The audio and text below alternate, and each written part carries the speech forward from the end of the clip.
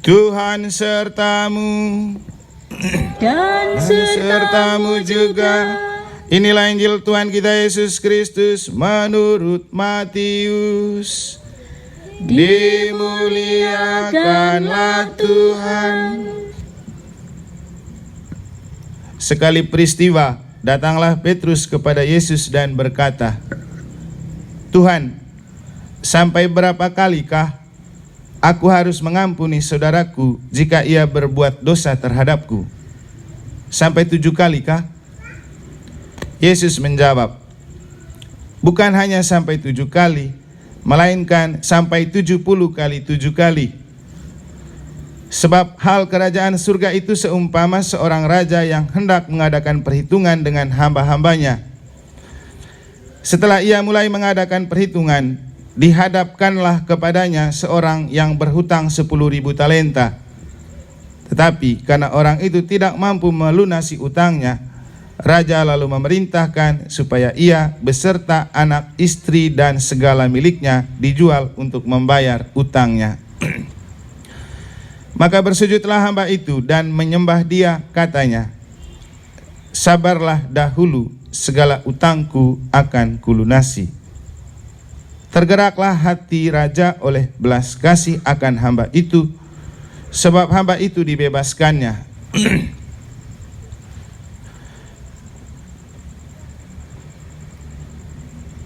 Tetapi ketika hamba itu keluar, ia bertemu dengan seorang hamba lain yang berutang 100 dinar kepadanya. Kawan itu segera ditangkap dan dicekik, katanya, bayarlah utangmu. Maka sujudlah kawan itu dan minta kepadanya, sabarlah dahulu, utangku itu akan kulunasi. Tetapi ia menolak dan menyerahkan nyawanya, kawannya, ke dalam penjara sampai semua utangnya ia lunasi. Melihat itu, kawan-kawannya yang lain sangat sedih, lalu menyampaikan segala yang terjadi kepada tuan mereka. Kemudian raja memerintahkan memanggil orang itu dan berkata kepadanya, hai hamba jahat, seluruh utangmu telah kuhapuskan oleh karena engkau memohonnya. Bukankah engkau pun harus mengasihani kawanmu seperti aku telah mengasihani engkau? Maka marahlah tuannya dan menyerahkan dia kepada algojo-algojo sampai ia melunasi seluruh utangnya. Demikian pula Bapakku di surga akan berbuat terhadapmu jika kalian tidak mengampuni saudaramu dengan segenap hatimu. Setelah Yesus selesai dengan pengajaran, berangkatlah ia dari Galilea dan tiba di daerah Yudea di seberang Sungai Yordan. Berbahagialah orang yang mendengarkan sabda Tuhan dan tekun melaksanakannya. Sabdamu adalah jalan, kebenaran dan hidup kami.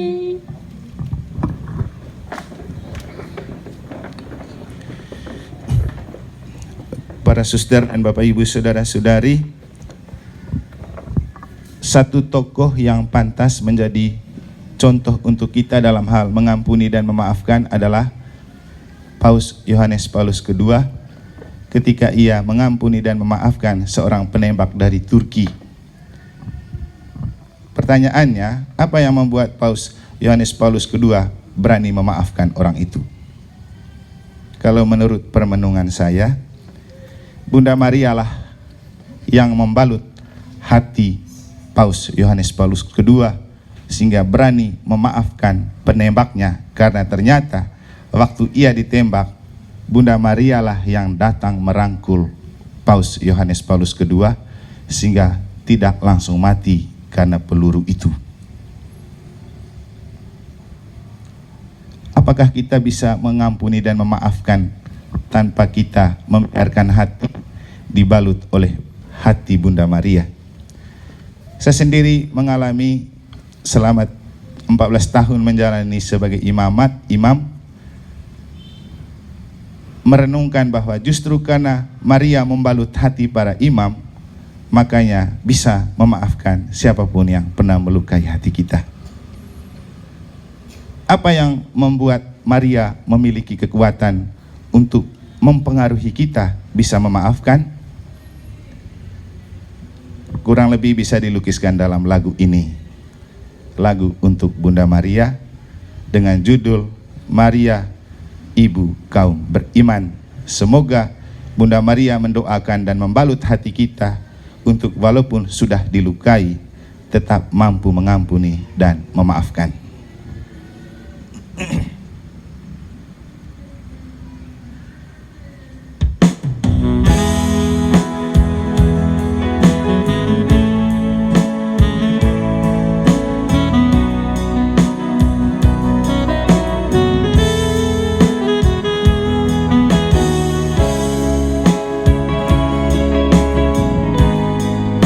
Lagu ini sengaja pertama kali dinyanyikan pada saat misa tanggal 13 karena ditemukan waktu pergi ke Fatimah.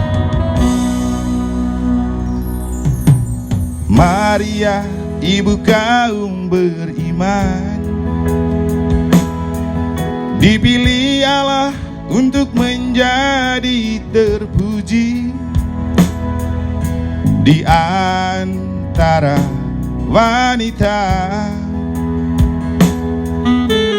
Hatinya terbuka pada kehendak Allah, dengan abdikan rahimnya bagi sang putra Allah. Maria, ibu kaum beriman, menjadi ratu para imam, membalut hati para imam. Dalam hati sang buah hati, Yesus Kristus.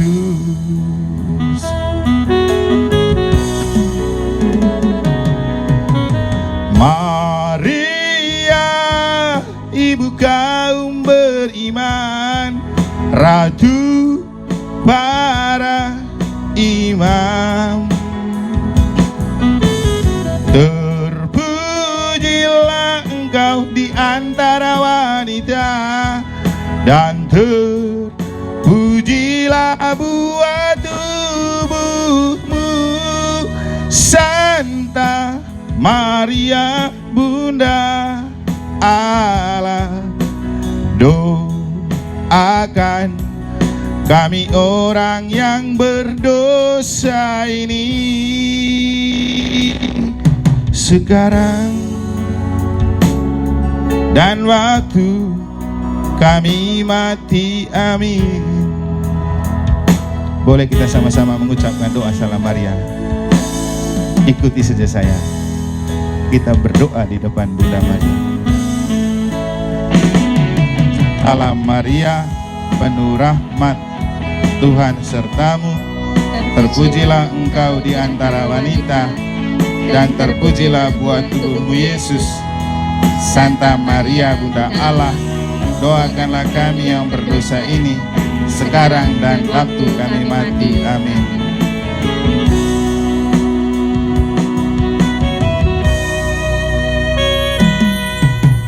Maria, ibu kaum beriman,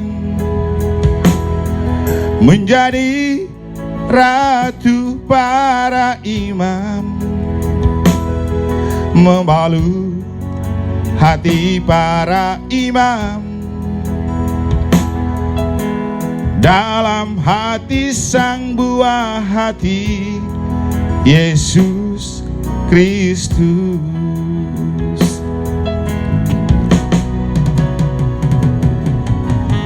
Maria, ibu kaum beriman, ratu para imam, terpujilah engkau di antara wanita, dan terpujilah buah tubuhmu, Santa Maria Bunda doakan kami orang yang berdosa ini sekarang dan waktu kami mati, amin. Maria, ibu kaum beriman, ratu para imam, terpujilah engkau di antara wanita, dan terpujilah buah tubuhmu, Santa Maria Bunda Allah. Doakan kami orang yang berdosa ini sekarang dan waktu kami mati, amin. Doakan kami orang yang berdosa ini sekarang dan waktu kami mati, amin.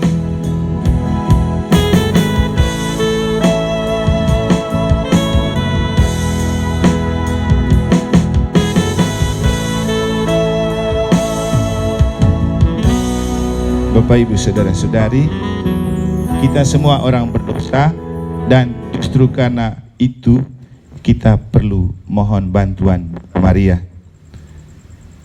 Sebagai orang berdosa, kita sering mendapat pengampunan dari Allah. Apakah juga tidak bisa kita mengampuni dan memaafkan sesama ketika kita sudah rutin mendapat pengampunan Allah?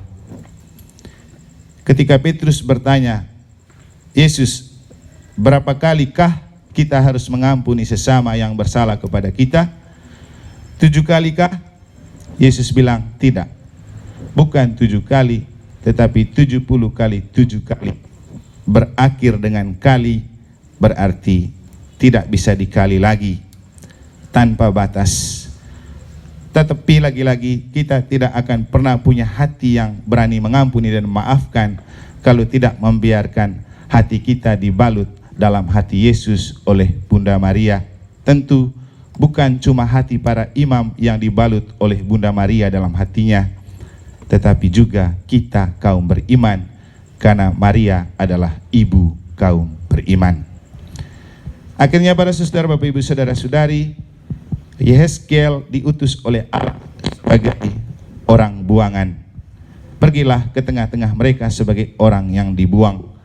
Tetapi Tuhan memberikan kekuatan kepada dia. Yang penting punya hati. Tentang hal ini tadi pagi saya punya pengalaman. Tumben saya bangun dan olahraga pagi, Aven sudah sapu di halaman, tetapi bunga-bunga pada berjatuhan. Nanti bisa lihat di Facebook.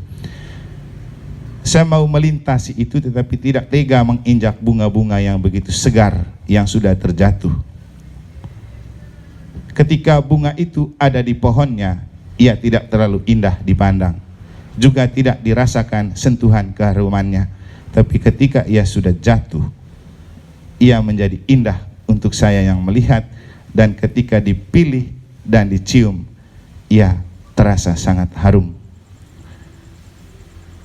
Kita menjadi berharga di tangan Allah bukan karena kita suci dan kudus, tetapi karena kita sering jatuh ke dalam dosa.